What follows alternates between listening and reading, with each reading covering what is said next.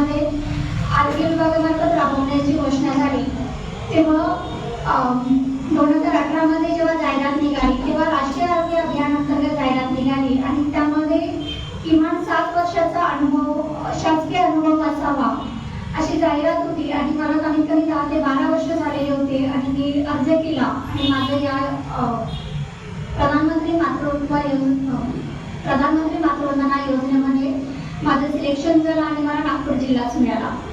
नागपूर जिल्हा म्हटला तर विदर्भामध्ये महासागरासारखा साधारणतः 4 जिल्ह्याचं टार्गेट नागपूरला असतं कारण कॉर्पोरेशन महानगरपालिका आहे, अर्बनचं वेगळं आणि DHU साईड वेगळा अशा 3 बॉसच्या अंडर मला काम करायचं होतं आणि तरी खूप सारे चॅलेंजेस होते ही योजना राबवताना. तर ही योजना आम्ही पहिल्या 5 जिल्ह्यामध्ये महाराष्ट्रामध्ये पहिल्या 5 जिल्ह्यामध्ये टॉपमध्ये राहण्याचा सातत्याने प्रयत्न केला आणि यासाठी मला त्या माझ्या आशा चिंचणी कार्यकर्त्यांनी वेळोवेळी सहकार्य केले. 30 नोव्हेंबर 2022 ला केंद्र शासनाचं एक पत्र आलं आणि त्या पत्रामध्ये सांगितलं की योजनेचा सेकंड टप्पा 1 एप्रिल 2023 पासून सुरू होणार आणि योजनेतील मनुष्यबळ काढून टाकणार. तेव्हा आमच्या नोकरीबाबत एकदम अस्वस्थता आम्हाला निर्माण झाली आणि आम्ही सातत्याने प्रयत्न केले शासन स्तरावर आणि लास्टमध्ये जेव्हा 18 मार्च 2023 ला आम्ही CM होते तेव्हा आपल्याकडे DCM सर होते देवेंद्र फडणवीस सर. त्या सरांना आम्ही भेटलो आणि सर 21 मार्च नंतर आमचा जॉब झाला तर आमच्या परिवाराचं काय. तेव्हा साधारणतः सर 68 कर्मचारी कार्यरत होते. सर 68 परिवार उघड्यावर येतील अशी आम्ही सरांना विनंती केली आणि सरांनी इंडोर्समेंट केलं. हे इंडोर्समेंट आहे सरांचं की सचिव आरोग्य समायोजन करावे आणि या इंडोर्समेंटवर आम्ही सातत्याने महाराष्ट्राचे मुख्य सचिव तेव्हा मनोहर श्रीवास्तव सर होते त्यांना भेटलो आणि सरांनी 3 एप्रिल 2023 ला एक मीटिंग लावली आणि त्या मीटिंगमध्ये निर्णय घेतला की या सर्व कर्मचाऱ्यांचं समायोजन आरोग्यामध्ये करण्यात येईल.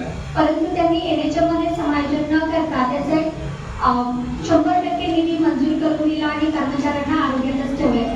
त्यानंतर पुन्हा मार्च 24 मध्ये पुन्हा टेक्निकल अडचणी आहे म्हणून शासनाने पत्र काढले की ही योजना हँडओव्हर करावी महिला बाल विकास विभागाला आणि पुन्हा शासन स्तरावर आम्हाला कार्यमुक्तीचं आमच्यावर वारं आला आणि कंटिन्यू पुन्हा तोच त्रास सुरू झाला. आम्ही वारंवार शासनाला रिक्वेस्ट केल्या की NHM मध्ये अनेक पदं रिक्त आहेत.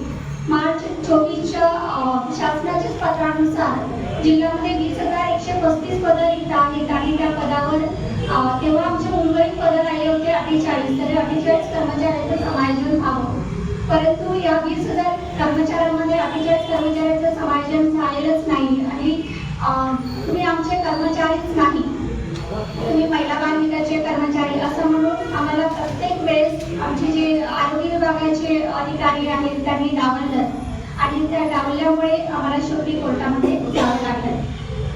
त्यानंतर आम्ही वारंवार आपले जे लोकप्रतिनिधी आहे किंवा आपले बावनकुळे साहेब आहे जिल्ह्याचे पालकमंत्री आहेत त्यांना भेट दिली आणि सरांना आमची समस्या सांगितली आणि त्यावरून 10 सप्टेंबर 2025 ला सरांनी आरोग्यमंत्री महोदय यांच्या अध्यक्षतेखाली एक मीटिंग घेतली आणि त्या मीटिंगमध्ये विषय झाला की सर्व प्रधानमंत्री योजनेच्या कर्मचाऱ्यांचं NHM मध्ये समायोजन करावं आणि ते तात्काळ घ्यावं असा विषय झाला.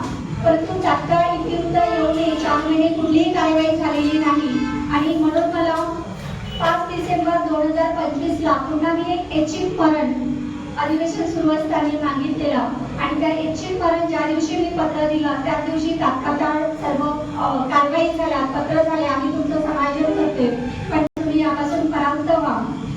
सर्व प्रोसेस अधिवेशन होतपर्यंत झाल्यात, पटापट सगळ्या फायली मूव्ह झाल्यात आणि ज्या दिवशी आमचे ऑर्डर निघणार होते त्याच दिवशी 16 डिसेंबरला कोर्टाचा ऑर्डर झाला की त्यांचं समायोजन NHMच्या नियमाप्रमाणे करावं आणि ती फाईल तेथेच थांबवण्यात आली आणि तेव्हा अधिकाऱ्यांनी सांगितलं की 16 डिसेंबरच्या कोर्ट आदेशाप्रमाणे यांचं समायोजन करण्यात येईल. त्याकरिता कोर्टाने जो 4 महिन्याचा वेळ दिला त्या वेळेत आम्ही निर्णय घेऊ.